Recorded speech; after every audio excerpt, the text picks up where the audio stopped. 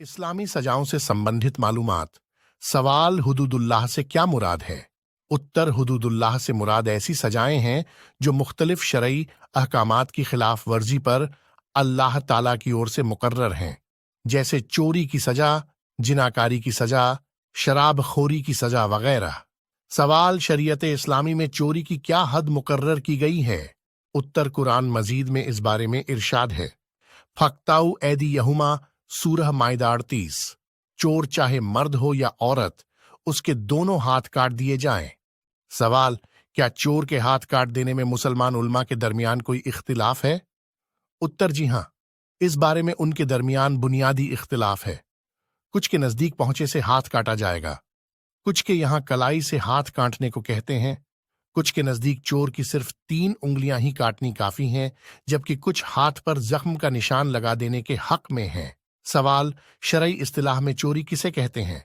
उत्तर, किसी चीज को किसी महफूज मकाम से चुरा लेना। अतः मुसलमान उल्मा के नजदीक ऐसे तमाम मकामात कि जहां आम लोग आते जाते रहते हैं, जैसे होटल, मस्जिद, सरकारी दफ्तर वगैरह, तो वहां से चोरी करने पर हद नाफिज न होगी।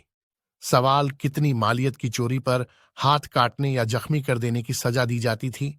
उत्तर, इस बारे में मुख्तलिफ अकवाल हैं। कुछ उल्मा के नजदीक 10 दिरहम का माल चोरी किया जाए तो सजा दी जाएगी।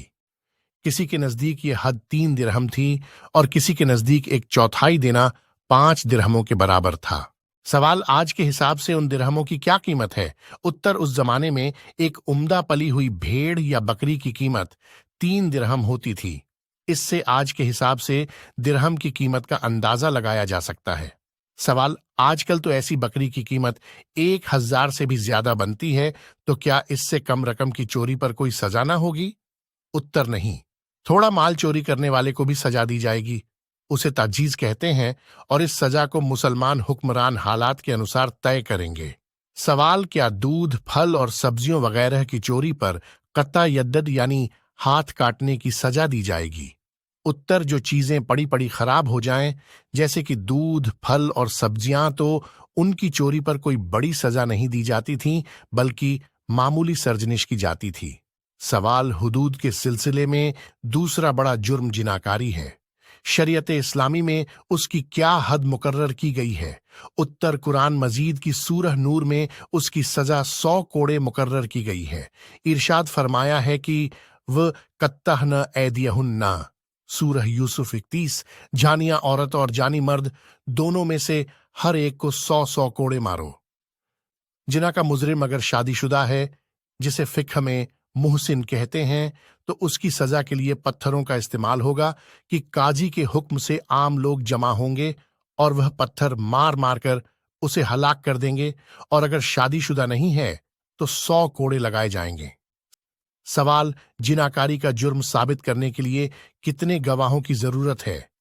उत्तर, जिनाकारी के सबूत के लिए 4 गवाहों की शहादत की जरूरत है। सवाल, शराब पीने पर क्या हद मुकर्रर है? उत्तर, कुरान मजीद में शराबी की सजा मुकर्रर नहीं की गई। रसूलुल्लाह सल्लल्लाहु अलैहि वसल्लम के जमाने में ऐसे मुजरिमों को जूतियों और दरख्तों की टहनियों से मारा जाता था। सवाल, शराबी की सजा जो 80 कोड़े बयान की जाती है, तो यह किसने मुकर्रर की थी? उत्तर, हजरत अबू बकर सिद्दीक रज़ियल्लाहु अन्हु खलीफा अव्वल के जमाने में शराबी की सजा 40 कोड़े मुकर्रर हुई थी। बाद में हजरत उमर रज़ियल्लाहु अन्हु ने यह सजा 2 गुनी यानी 80 कोड़े कर दी थी। ऐसा मालूम होता है कि शराबी 40 कोड़ों की सजा को नाकाफी समझते थे और वह दोबारा इस बुराई को करने लग जाते थे।